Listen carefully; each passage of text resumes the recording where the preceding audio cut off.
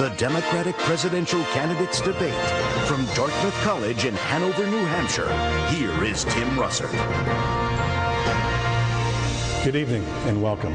We have some big issues to talk about tonight, so let's start right now. Senator Gravel, I've listened to you very carefully in this campaign. You were in the Senate. You're one of the few that has. You were in the Senate, and you take credit for stopping the draft. If you were a senator right now, what advice would you give your colleagues still in Congress about how they can stop the war, even though they don't have enough votes to stop a debate or to override a veto? What should they do? Well, the first thing, you stop the debate by voting every single day on cloture. Every day. 20 days, and you'll overcome cloture. The president vetoes the law. It comes back to the Congress, and in the House at noon, every single day, you vote to override the president's veto. And in 40 days, the American people will have weighed in, put the pressure on those. You tell me that the votes aren't there, you go get them by the scruff of the neck. That's what you do. You make them vote. Senator, are you suggesting that these candidates suspend their campaigns, go back to Washington, and for 40 consecutive days vote on the war? If it stops the killing, my God, yes, do it. Tim. And Tim, you're really missing something. This is fantasy land. We're talking about ending the war.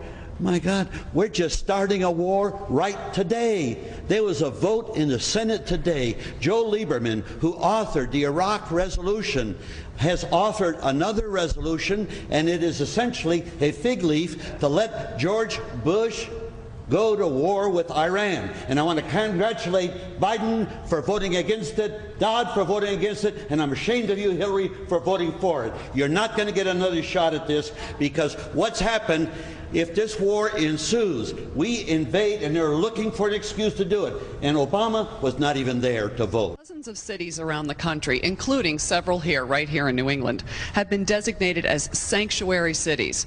These are communities that provide a safe haven for illegal immigrants, where police are told not to involve themselves in immigration matters. Would you allow these cities to ignore the federal law regarding the reporting of illegal immigrants and, in fact, provide sanctuary to these immigrants?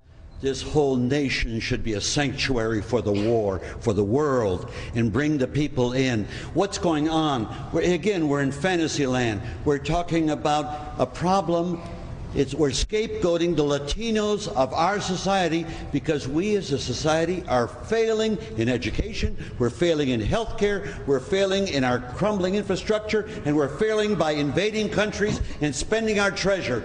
That's what's wrong, and so I'm ashamed as an American to be building a fence on our southern border. That's not the America that I fought for. Thank you, Senator Gravel. Susan Remickle of Canaan, New Hampshire, the mother of 2 young adult sons, believes that the legal drinking age of 21 is counterproductive and unrealistic, especially, she says, because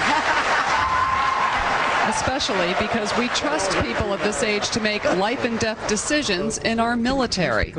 Would you, as president, remove the requirement that a state have a legal drinking age of 21 in order to receive federal highway funds, thereby returning the drinking age back to the states? I think we should lower it to anybody that can go fight and die for this country should be able to drink. Would anyone here raise the gasoline tax in order to wean America off of Middle Eastern oil? Well, first off, let me qualify it.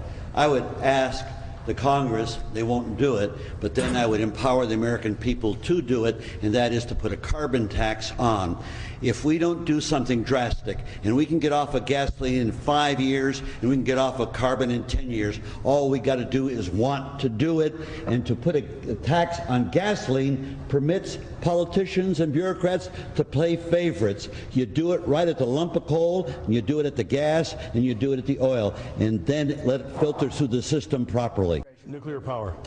Not at all. The solution obviously is wind power. If we manufactured 5 million of these 2.5 meg windmills across the country, we could electrify the entire nation. The entire nation. I'm talking about a transportation system. Why don't we do that?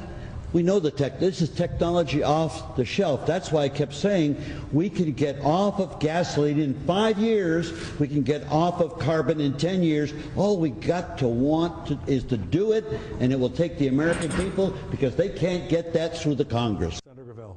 Most important thing in life is love. That's what empowers courage, and courage implements the rest of our virtues.